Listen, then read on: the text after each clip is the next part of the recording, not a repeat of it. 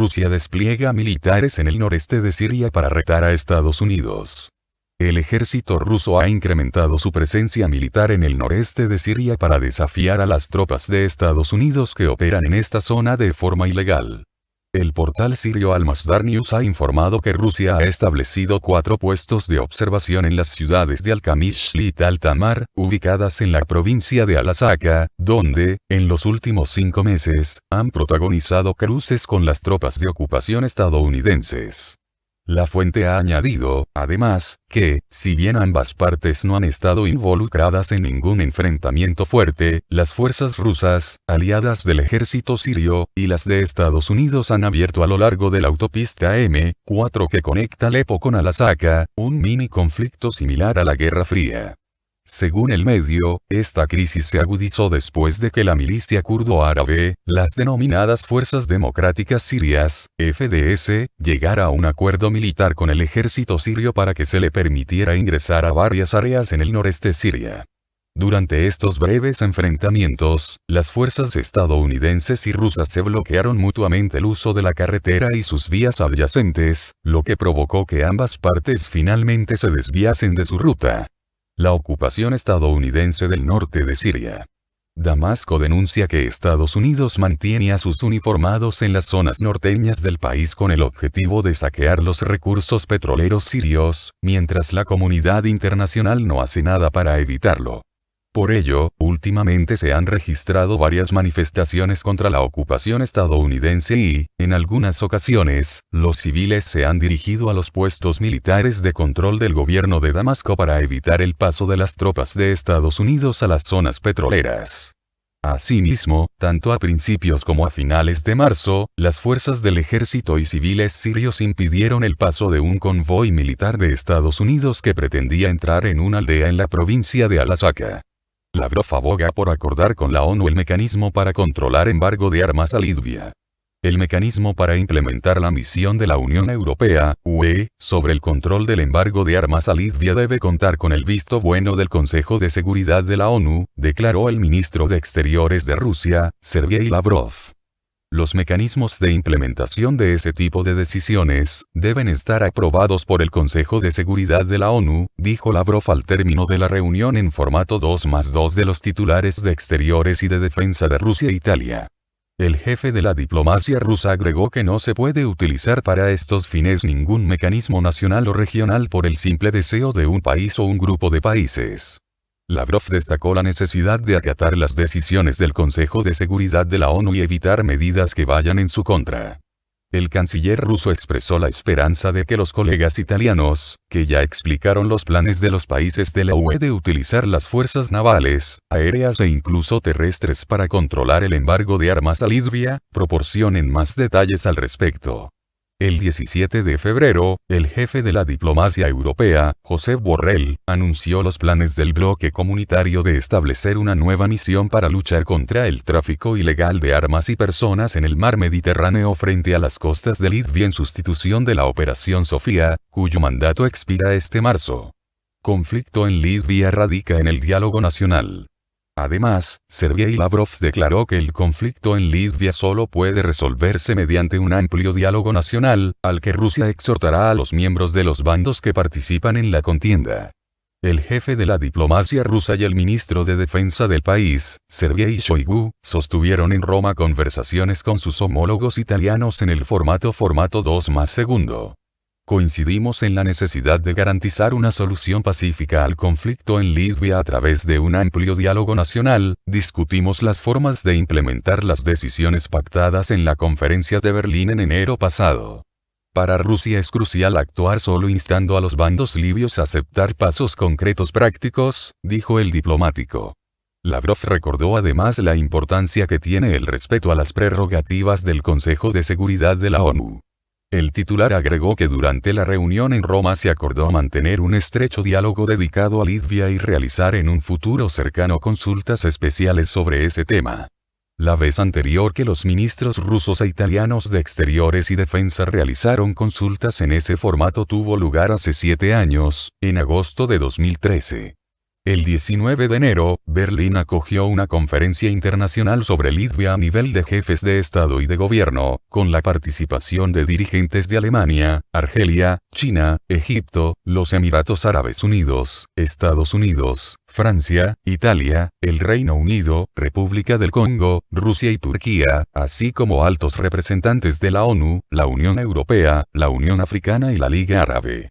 También asistieron al foro los líderes rivales de Libia, el jefe del gobierno de Acuerdo Nacional, Fayez Sarraj, y el comandante del Ejército Nacional Libio, Mariscal Khalifa Haftar, aunque en ningún momento mantuvieron un cara a cara en Berlín.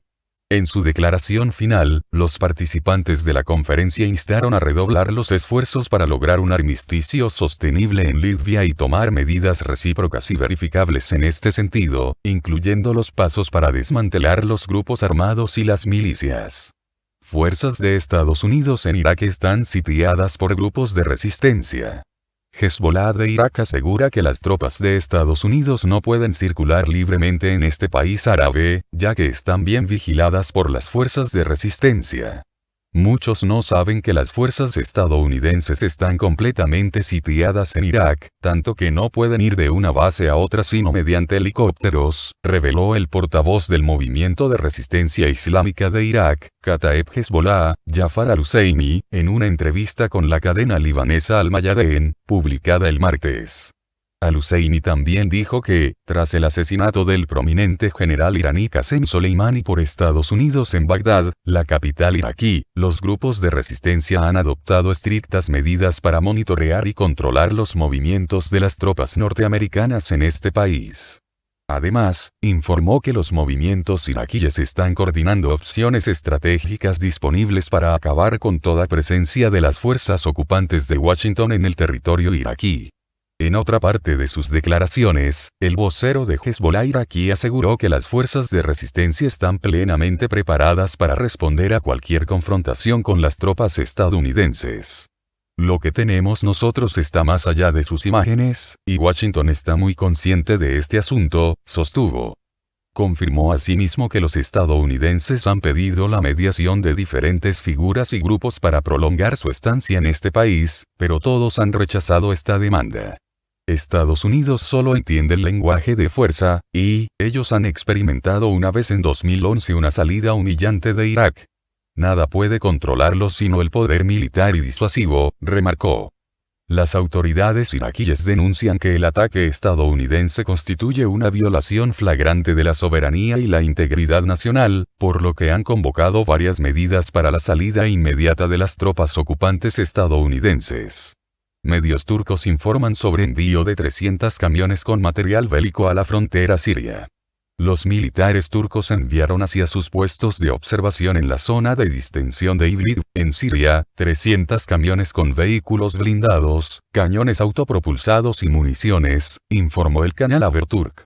Se precisa que la técnica militar fue trasladada a la frontera con Siria para ser enviada posteriormente a la zona de distensión de Idlib. En las últimas 2 semanas los medios turcos han informado en varias ocasiones que Ankara traslada activamente a sus fuerzas especiales y técnica militar a la frontera con Idlib.